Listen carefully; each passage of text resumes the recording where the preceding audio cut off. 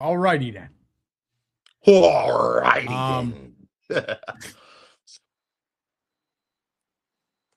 Hey, I got Judge Josh to chuckle. Mission uh, accomplished. so with that, So, what would you like to discuss here today, sir? I think, Anything in particular? yeah, because I think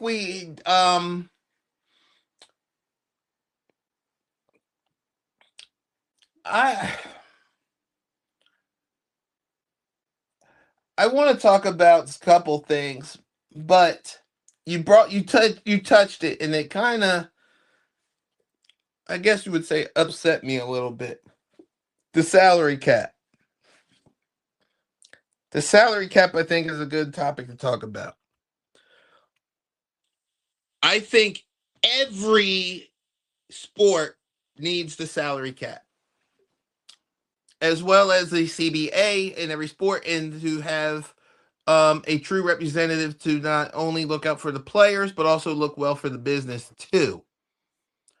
A salary cap, I think, is because you said it happened in NHL, where the NHL now has one. It does seem more balanced because you could see the power shifting, where a lot of teams are more equal, so each game is more competitive. It's not like, oh, this team's playing, they're going to get spanked type of deal, and it's way enjoyable.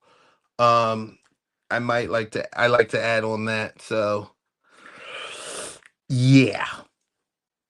Well, yeah, because even when the NHL did it, and this is where some fans, especially of baseball, man, like, no, it's when they brought the salary cap in and started using it.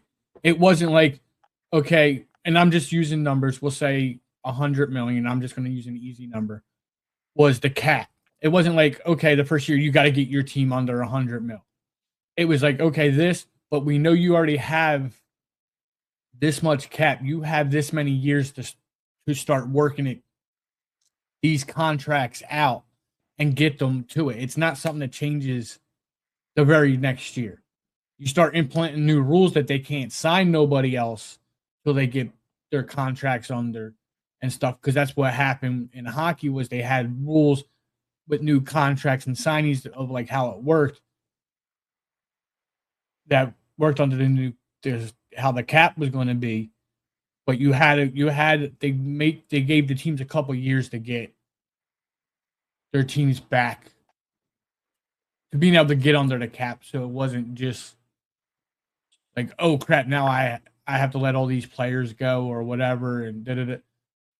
Because in a lot of their contracts, you can't just let them go because then you still have to pay them and you still get hit anyway. So, I think it would be good for some of these smaller market teams. Yeah. Because they're the main ones Uh, that really hurt from this, truthfully. mm-hmm. Yes, 100%, and that's why I think it's good because the big markets don't suffer from it, a salary cap, but the little markets 100% profit from it. So it helps balance it out. So especially with baseball, there's so many games, so and so much time with baseball, and unfortunately, some of these teams, there's some teams that have never really had that all-star player or that chance, and with a salary cap, it would help even that up. Like I said, hockey did it. You go Mm-hmm. back and watch hockey in the late 80s and early 90s, maybe even to the early 2000s. I forget what year they actually did the salary cap. Um, it was the same teams were dominating. They were at the top. Detroit was at the top. New York Rangers were at the top. You get a team here and there that snuck in, like the Devils snuck in, because back then the Devils weren't really a high profit team like they are now.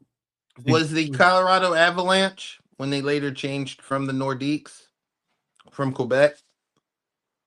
they had a pretty decent following, only because Colorado, and this is doing my NHL knowledge here, the New Jersey Devils were originally from Colorado back in the day. Right. Before they Back in the day, they moved. So Colorado always wanted hockey back.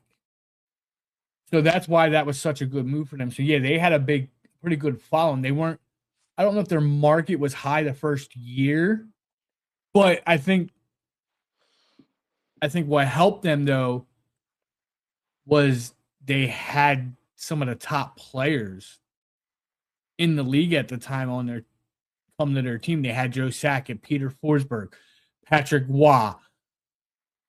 Later on, you had Adam Foote, you had Milan Hayduk, you had Claude Lemieux, Rob Blake eventually down the line. Hayduk, Chris Drury, come on, yeah, arch rivals of my team. Yep, that's why I was hoping you would get to them. We were in the West back then, so we played them a lot. Which didn't make no sense.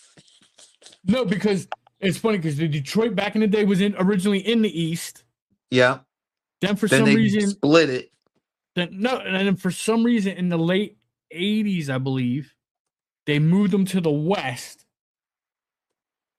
And then a few years ago, they moved them back to the East.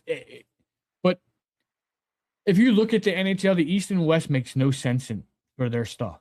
If I'm not mistaken, Nashville is in the West, even though they're on pretty much the East Coast. As always, like, comment, share, hit that bell so you know when we're live. Which is every Tuesday at 7. So come hang out with us. I'm just Josh. I'm Will the Thrill. And we'll catch you on the next one. Peace.